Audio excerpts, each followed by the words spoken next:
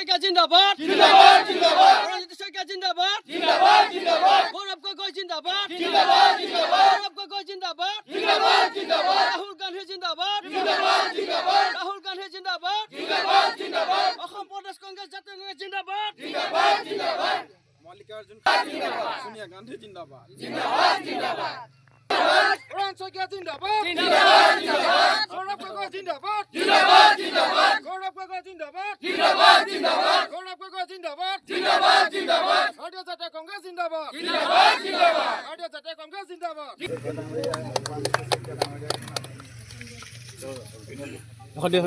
ৰাজা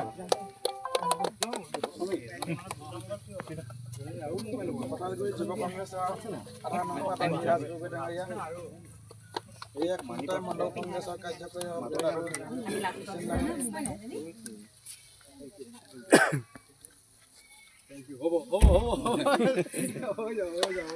সকলোকে ধন্যবাদ হ'ব তুমি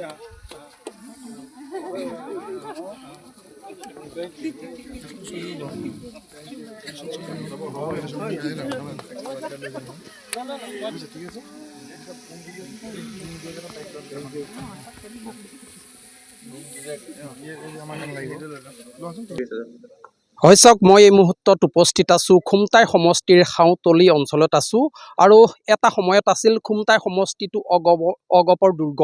তাৰ পিছত অগপৰ পিছতে দখল কৰিলে কংগ্ৰেছে আৰু কংগ্ৰেছৰ পিছত শাসনাধীষ্ঠ বিজেপি দলৰ পিছতে বিজেপি দলে এই সমষ্টিটোত কিন্তু ইতিমধ্যে শাসনত আছে আৰু বিধায়কগৰাকীও যিগৰাকী বিধায়ক খুমটাই সমষ্টিৰ যিগৰাকী বিধায়ক সেই বিধায়কগৰাকী কিন্তু বৰ্তমান সময়ত বিজেপি দলৰ বিধায়ক।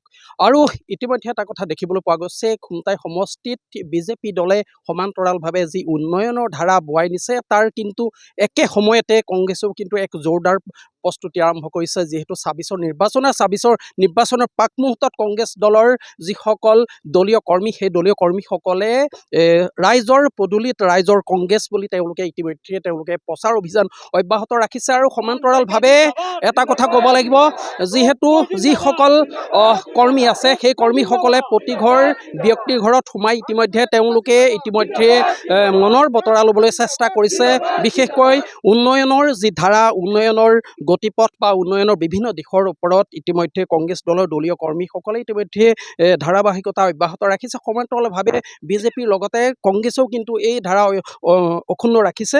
যিহেতু ৰাইজৰ পদূলিত ৰাইজৰ কংগ্ৰেছ বুলি যি তেওঁলোকে শ্লোগান লৈ ৰাইজৰ মাজত সোমাবলৈ যি চেষ্টা কৰিছে বা ৰাইজৰ মনৰ বুজ ল'বলৈ চেষ্টা কৰিছে, তেওঁলোক ইতিমধ্যে আজি এগৰাকী যিহেতু খুমটাই সমষ্টিৰ এগৰাকী প্ৰাৰ্থিত্ব প্ৰয়াসী পৰাণ শইকীয়া নামৰ যিগৰাকী ব্যক্তি আছে, ইতিমধ্যে ৰাজীৱ ভৱন তেওঁ ইতিমধ্যে প্ৰাৰ্থিত্বৰ বাবে আবেদন দিছে। আৰু আবেদনৰ পিছত কিন্তু এনেকৈ দেখিবলৈ পোৱা গৈছে, মোৰ সহযোগী অকণমান পৰিৱেশটো দেখুৱাব, ইতিমধ্যে এই হাউতলি অঞ্চলত এই খুমটাই হাউতলি অঞ্চলত দলীয় কৰ্মীসকল একগোট হৈছে আৰু প্ৰাৰ্থিত্ব আবেদনৰ পিছতে পুৱাৰ ভাগত এনেকৈ দেখিবলৈ পোৱা গৈছে দলীয় কৰ্মীসকল এনেকৈ গোট খাইছে। তেওঁলোকে বিভিন্ন দিশত তেওঁলোকে আলোচনা কৰিব বা ৰাইজৰ মাজত কেনেকৈ কংগ্ৰেছ দলটো সোমাই নিব পাৰিব ইয়াক লৈ তেওঁলোকে চৰ্চা আৰম্ভ কৰিছে। যিহেতু আপুনি প্ৰাৰ্থিত্বৰ বাবে যি আবেদন দিছে পাক মুহূৰ্তত আপোনালোকে সমষ্টিৰ আজি হাউতলিত আহি উপস্থিত হৈছে, কি ক'ব এই মুহূৰ্তত?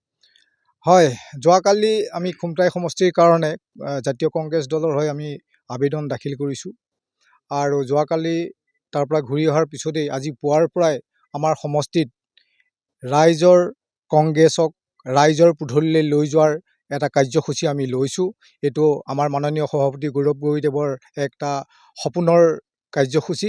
এই কাৰ্যসূচীক আমি সফল ৰূপ দি কংগ্ৰেছ দলটোক তৃণমূল পৰ্যায়ৰ পৰা শক্তিশালী কৰি আমাৰ দলীয় কৰ্মী, ভোটাৰ আৰু জনসাধাৰণৰ মাজত সমন্বয় সৃষ্টি কৰি এক সুন্দৰ বাতাবৰণৰ মাজে কংগ্ৰেছ দলটোক ৰাইজৰ কাষলৈ লৈ যাবৰ কাৰণে আমি আজিৰ পৰাই চেষ্টা কৰিছোঁ আৰু এই কাৰ্যসূচী আমাৰ আগন্তুক নিৰ্বাচন পৰ্যন্ত অব্যাহত থাকিব। যিহেতু বিধায়কগৰাকী বিজেপি দলৰ বিধায়ক, যিহেতু খুমটাই সমষ্টিত বিধায়কগৰাকীৰ এটা সুনাম আছে বুলি সকলোৱে চৰ্চাত আছে আৰু যিহেতু এই সময়ত কিন্তু কংগ্ৰেছৰ বাবে এক প্ৰত্যাহ্বান বুলি ক'ব লাগিব। যিহেতু আপোনালোক দলীয় কৰ্মীসকল ওলাই আহিছে, আপোনালোকে নতুনকৈ প্ৰাৰ্থিত্ব দিয়াৰ বাবে এগৰাকী আপোনালোকে চিন্তা চৰ্চা কৰিছে, কেনেধৰণৰ আপুনি প্ৰত্যাহ্বানৰ সন্মুখীন হৈ ৰাইজৰ মাজত সোমাবলৈ সক্ষম হয়?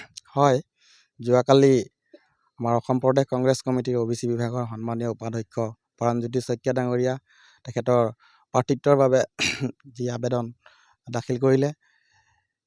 যোৱাকালিৰ পৰাই আমাৰ সমষ্টিত সকলোৱে উৎফুল্লিত হৈ আছে। যুৱক যুৱতী, পুৰুষ মহিলা, বয় বৃদ্ধ সকলোৱে তেখেতৰ কাৰণে সকলোৱে আজি স্বতঃস্ফূৰ্তভাৱে ওলাই আহিছে। আজি আমি অসম প্ৰদেশ কংগ্ৰেছ কমিটিৰ যি চোতালে চোতালে শীৰ্ষক কাৰ্যসূচী, সেই কাৰ্যসূচীটো আজি আমি খুমটাই বিধানসভা সমষ্টিৰ কঁঠালগুৰি ব্লকৰ অন্তৰ্গত হাউতলী মণ্ডলৰ পৰাই আজি আমি যাত্ৰা আৰম্ভ কৰিম। এই যাত্ৰা আমাৰ আগন্তুক নিৰ্বাচন পৰ্যন্ত আমাৰ অব্যাহত থাকিব। হাউতলী অঞ্চলৰ পৰা যিহেতু কংগ্ৰেছে ৰণডংকা বুলি ক'ব লাগিব, ২৬ৰ ৰণডংকা বজোৱা হৈছে, কেনেকুৱা ধৰণৰ আপোনালোকৰ প্ৰস্তুতি, কেনেধৰণে আপোনালোকে ৰাইজৰ মাজত সোমাবলৈ সক্ষম হ'ব? হয়, কালি আমাৰ যি প্ৰাণজ্যোতি শইকীয়াদেৱে কালি আবেদন কৰিলে, কালিৰ পৰাই আমাৰ ৰাইজ গোটেই খুমটাই সমষ্টিত উৎফুল্লিত হৈ পৰিছে। আজি সকলো ৰাইজ আহি একত্ৰিত হৈছে।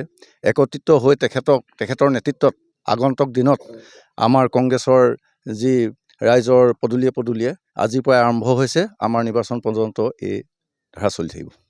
এনেকৈ দেখিবলৈ পোৱা গৈছে খুমটাই সমষ্টিৰ বিভিন্ন প্ৰান্তত কংগ্ৰেছ কৰ্মীসকলে তেওঁলোকে এক প্ৰকাৰৰ ৰণডংকা বজাইছে। তেওঁলোকে যিহেতু ২৬ৰ নিৰ্বাচন মাজত কেইটামান দিন আছে আৰু কেইটামান দিন থকা সময়ছোৱাতে কিন্তু তেওঁলোকক কেনেকৈ দেখিবলৈ পোৱা গৈছে এক প্ৰকাৰৰ তেওঁলোকে প্ৰত্যাহ্বান জনাব, এক প্ৰকাৰ তেওঁলোকে শাসকীয় দলক প্ৰত্যাহ্বান জনাই তেওঁলোকে কিন্তু নিৰ্বাচনী যি প্ৰচাৰ সেই প্ৰচাৰ অব্যাহত ৰাখিব।